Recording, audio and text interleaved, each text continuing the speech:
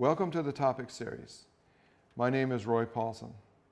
Today we're talking about infectious disease control face shields, and specifically model IDC SH.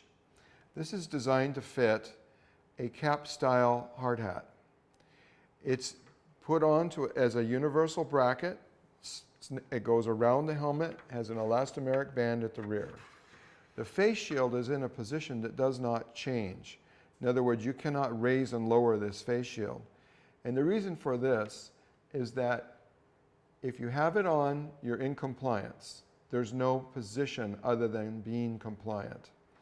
The face shield is attached with our snap system, so it can be easily snapped on and off for both replacement and to take it off and to clean it. All of the components and pieces of this can be washed. We've tested washing 100 cycles. No problem. It's extremely lightweight, very inexpensive, can be washed and reused over and over and over again. The universal fit attachment can also be washed just like the face shield. And so you're able to sanitize your product and reuse it. So again, this is the IDC SH Universal Fit for caps.